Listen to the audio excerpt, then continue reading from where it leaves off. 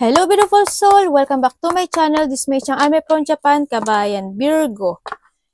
This reading is for you. Tingnan natin na iyong January full moon 2025. Sinapol ko na yan lahat kasi ang dami nating card.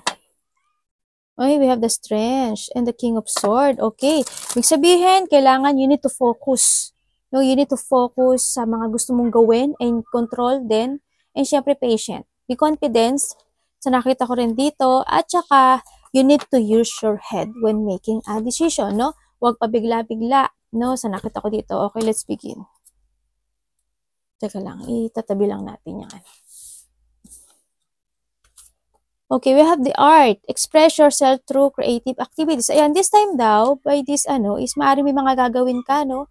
Sa nakikita ko sa'yo dito, may mga gagawin ka na mga iyong fashion, ganyan, yung mga gusto mong gawin, either to your career, or to your body, to your inner strength, ganyan. May mga paggawa, dun mo i-express, ang bulol ni ate, no? Yung iyong sarili. Yan, magiging very creative ka, no? Maaring iba sa inyo, siguro, mas more ka magiging dedicated to your career.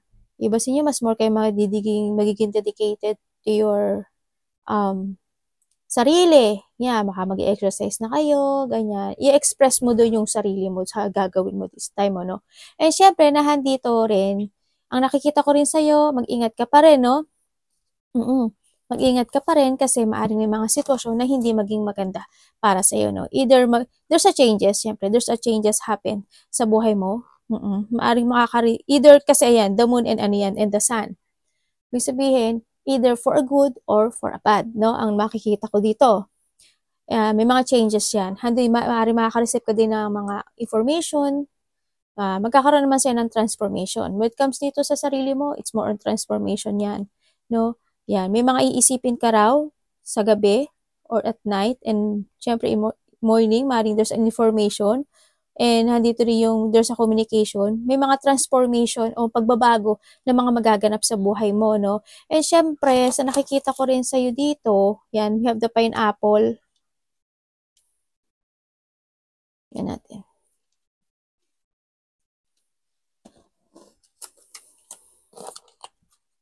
Ilalabas ko na. And to goal, yan. Dito na lang natin ilagay, okay. Okay, may mga pagbabagong mangyayari sa'yo, no? Mag-ingat ka, we have din kasi sa pineapple, okay naman siya, hindi yung skills mo actually, no? And you're working well naman sa others, maaaring nandun yung mga tutulungan mo sila, ganyan, or may mga sitwasyon ka na ika-counselor, ganyan. Pagtulong, yan, diplomat, yung may iba dito salesperson or head of the company kayo, no? Yung iba sa inyo. No, may mga pagsasaayos sa sarili. Yun nga, baka nga kayo magiging more creative or focusing sa buhay nyo this time, no? Pero ang pinaka-warning ko sa inyo is, ang nakikita ko dito, there's a crisis or there's a problem happen sa buhay mo. Kaya kaninahan dito si pineapple na kailangan mong tingnang maigi or isiping maigi, no? Sabi ko sa iyo, di ba? The changes either to an emotions or either to a success, no? Kailangan daw na mas tingnan mong maigi o pag-isipang maigi yung mga galaw at gagawin mo this time din, no? Sa mga goals mo, yan. And may nakita nga akong problem, crisis, yan. Yung iba dito maaring magkakaroon ng mga mistrip or trouble sa road, sa daan, ganyan. Maaring may mga related sa pagta-travel yung iba, maaring may mga masisiraan ng transportation, may mga may injure, may mga pagkawala ng money, no? May mga loss of money. Ako nakikita sa'yo, kaya dito kasi may mga matatalino rin tao, ako nakikita dito No? And we have the seal, business, and contract. Ayan. And then nakikita ko rin dito na, yan nga, maaring ma-receive ka na some information. Ako nakikita sa iyo, maaring kontrata or documents or gift money. No? Sa nakikita ko dito na may mga paperwork, something, maaring ito yung may mga gagawin ka this time na mga paperworks, documents na nakita ko ito. Pero we have the pineapple din kasi, mag-ingat ka, no? Kung ano man ito mga gift money na to sa nakikita ko dito. maging mapagmatsyag ka kasi we have the Justin, hindi ito laro. Hindi ito laro. Yes, and then yung kailangan mo, you have a money strategy. Kailangan maging wise ka to spend, no? Kumbaga, maaring, kasi, kumbaga, handun na yung how you handle your money, ganyan, no? How you handle your money, maliit man yan o malaki, kailangan alam mo, tanda mo, you are the leader, di ba? Thinking it through. Iba dito na sa military, no? Ganyan. Kumbaga, handun yung sitwasyon na isipin mo munang maigi kung gagastos ka ng pera, no? Maaring, sabi ko nga sa iyo, di ba? There's a loss of money. Ako nakikita. Iba dito, maaring you will receive some information na related to your relatives o malala yung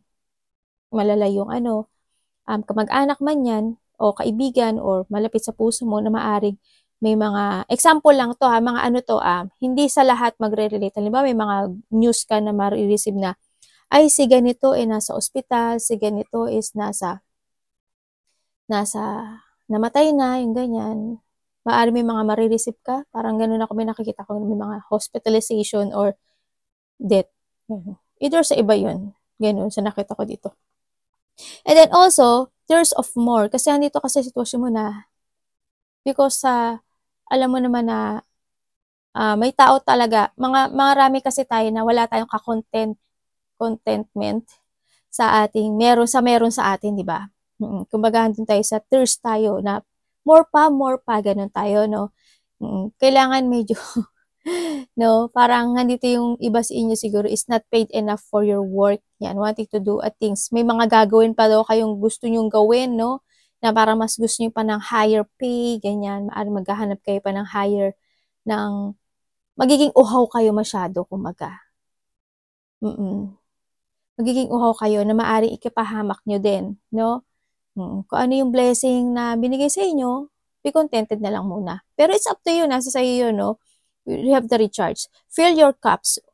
Yung meron ka munang cups ngayon, punuin mo muna yon. Pag napuno na yon, di ba? Di, ganyan. Kasi di doon ka muna mag-focus kasi medyo magiging powerless. Yan, may mga victim of circumstances not able to create a success. Yan, maaring mang iba sa inyo is mabibiktima talaga kayo. Maaring ganito yung magiging sa inyo. May mga hidden agenda tao na maaring makasalumuhan nyo dito, no? At mag-ingat lang din kayo. As in, iba sa inyo maaring hindi kayo magpe-pay attention. Yan, no? Sa mga bagay-bagay. Maging mas matalino tayo sa nakita ko. It's time ng renewal, no? Pag nagkaroon ka ng renewal, at there's a good luck coming in. Siyempre, nandun pa rin yung good luck. Pero hindi lahat ng good luck magdarating sa iyo. Sabi ko sa iyo, di ba? Full your cup muna bago ka pa humingi ng more. Di ba? Kung ano yung dumating na blessing, dun ka muna. Di ba? Kailangan mo ngayon is renewal. Ibig sabihin, may mga bagay-bagay na pwede mo i-change, no? Kumbaga, we have the plan. Yan. Ibig sabihin, before ka gumawa ng isang bagay sa buhay mo, planuhin mo maigi. Kasi tandaan mo, the changes either to a sadness or to a success, no?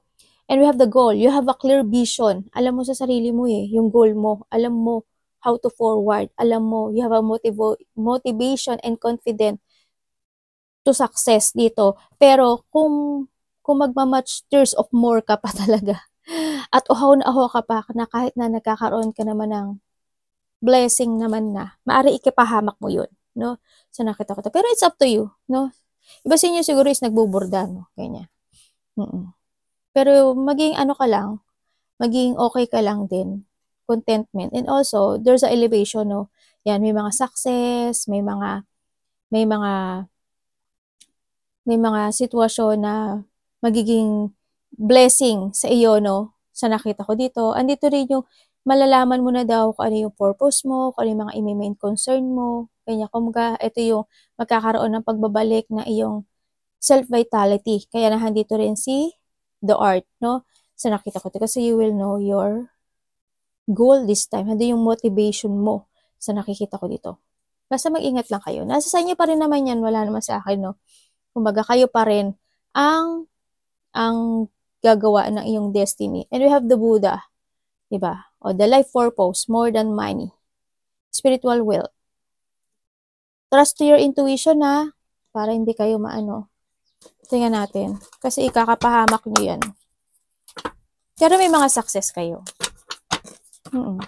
Hindi naman to bad eh. Kung magiging matalino lang kayo. Hindi siya bad. Actually nga, blessing to. Nakikita ko eh. Is a blessing. Pero may mga iba sa inyo is magiging, ano lang talaga, no? Magiging victim. Magiging biktima. At wag kayo sa isa doon sa nakikita ko, ha? Para kay Virgo, full moon.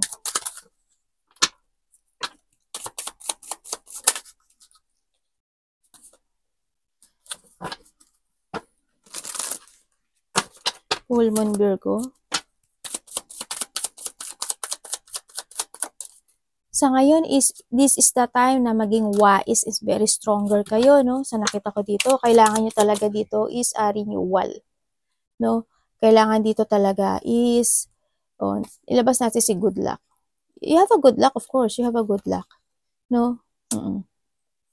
Kaso, kailangan mo maging matalino lang dito, no? Oo. Andito yung sitwasyon na you need to take care of yourself, ano? Sa nakita ko, kasi medyo makakaramdam ka ata ng pagod dito. No, may mga, you need to be wiser then and stronger sa nakikita ko sa'yo, no? Iba dito, may mga gagawin na kayo sa sarili nyo and magiging very creative nga talaga kayo.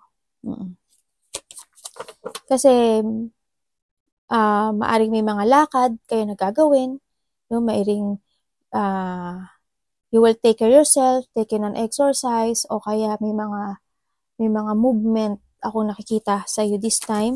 May mga opportunity then na parating sa iyo sa nakita ko dito. You're starting to create again.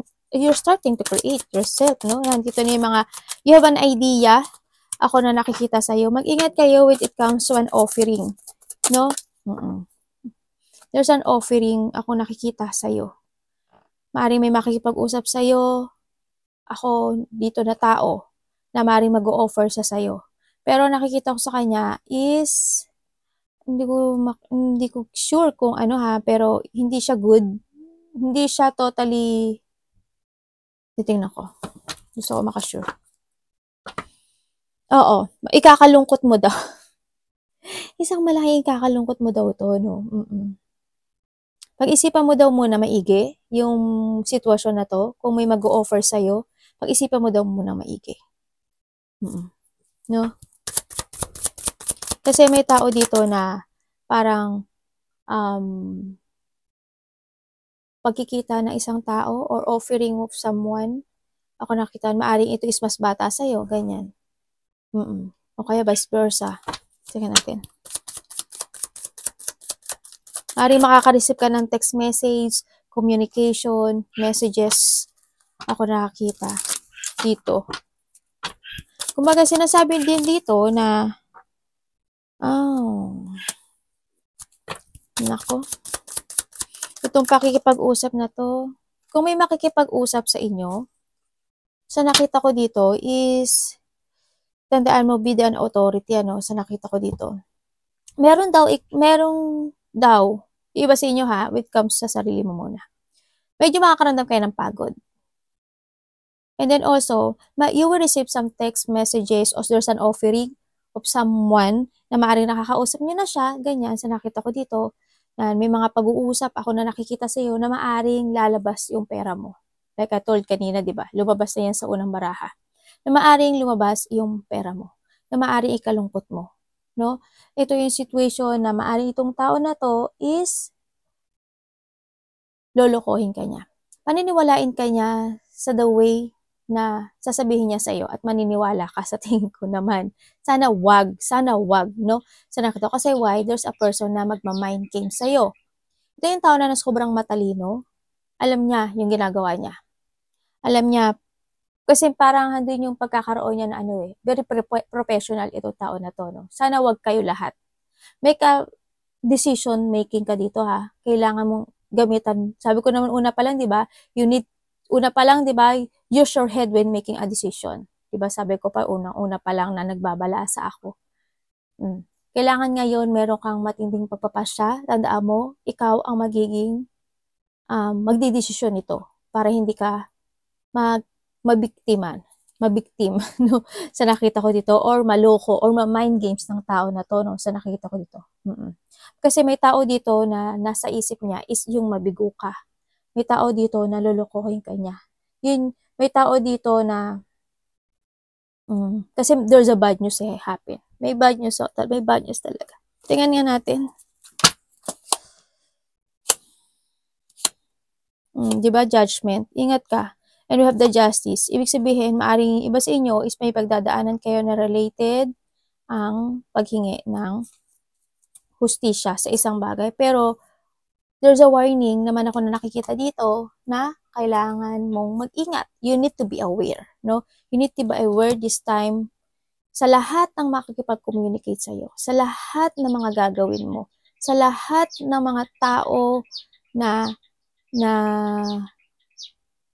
makakabanding mo, makakausap mo, ganyan.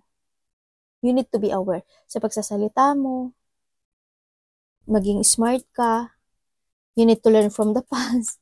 Kailangan you have a decision making at kailangan mo magkaroon ng transformation. Sabi ko nga sa'yo is a renewal, di ba? No? So nakita ko dito. Kailangan mo magkaroon ng self-evaluation doon sa sitwasyon na yun, no? Kung sino man tong tao na to. Kasi nakita ko dito, it's more on bad news. Actually, 2 card ang lumabas dito na bad news. There's a bad news coming in sa buhay mo. There's an unhealthy lifestyle. Sa iba naman, maaring may mga sitwasyon na palabas ang pera. May papasok pero palabas. Ang ano kasi dito, either, sabi ko sa'yo, changes, diba? The sun and the moon yan eh. Either to success, for a change to success, or to one emotions. Yan. Sana doon kayo sa success. Diba? Sana lahat kayo doon kayo sa success na mapuntahan nyo. Tandaan nyo, there's a prosperity naman na darating sa iyo, diba? Kaso, yung prosperity na to, kasi naandito rin kasi si ano, diba, sa paghahangad ng paghahangad pa ng labis, diba? Nag-ingat pa rin kayo. Kasi maaring ikapahamak nyo yun. Nasa sa inyo how nyo i-handle yung situation, pero maging pineapple kayo, ha? Maging mapagbatsyag kayo.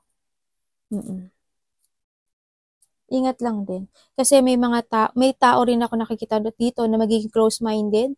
Maaring ikaw or yung tao na yon nakakausapin mo or kakausap sa'yo na maaring hindi kanya pakikinggan. Ganyan. Andun yung maaring bubulahin kanya na bubulahin hanggang sa makuha niya yung gusto niya sa'yo. Hanggang sa maloko kanya. Ingat lang din. O kaya may tao dito na very close-minded na hindi siya makikinig sa'yo sa lahat ng sinasabi mo. Maaring anak mo. Iba dito, 2 ba anak nyo? Diba? Maaring karelasyon nyo. Ganyan. Maaring may malalaman ka rin daw katotohanan dito, no? Sa nakita ko ito. Maging wiser ka. Maging stronger ka this time. Yun ang nakikita ko dito. Alagaan mo yung sarili mo, alagaan mo yung pera mo, alagaan mo yung blessing mo, alagaan mo yung good luck mo. Yun lang mapapayo ko sa inyo. No? Arigato namaste, God bless.